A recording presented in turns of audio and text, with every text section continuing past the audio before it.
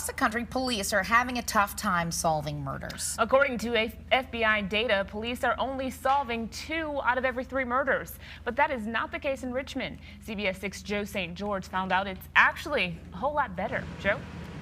Hey, good evening, Candace. Good evening, Julie. A lot has changed in the last 50 years when it comes to solving crimes, from DNA to technology. You think it would be easier. Well, nationwide, it's not, although the folks here in Richmond appear to be bucking the trend. For a detective to come and tell you that your son is no longer alive is the worst thing that could happen to you. Rosalind Cousins still doesn't know who killed her son, Randy Scott, 10 years ago on a late January night near this cross street in South Richmond. 1 block from where we lived. But turns out it's easier to get away with murder today than it was 50 years ago, despite the advent of technology. According to the FBI, the national clearance rate, that is the number of cases that result in an arrest, is around 64%. In the 60s, it was more than 90%.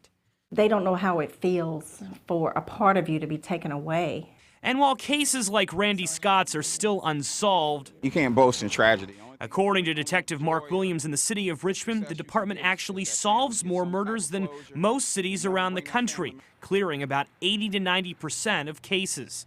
Thank God that we do a good job of protecting our witnesses and relocating them. Williams credits the department's version of the Witness Protection Program in convincing witnesses to speak. Nationwide, police have been plagued by people afraid of snitching on their neighbor.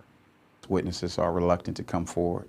Of course, the RPD is acutely aware that some like Rosalind still have no closure. Turn yourself in because you took my child away from me. And Ms. Cousins tells us there's a $10,000 reward for any information that might lead to an arrest in that case. If you don't live in Richmond and are wondering what the clearing rates are for murders, what the arrest rates are for murders, we'll put a link to that data on our website, WTVR.com. We're working for you in downtown Richmond tonight. I'm Joe St. George, CBS 6 News. Julie, Candace, back to you.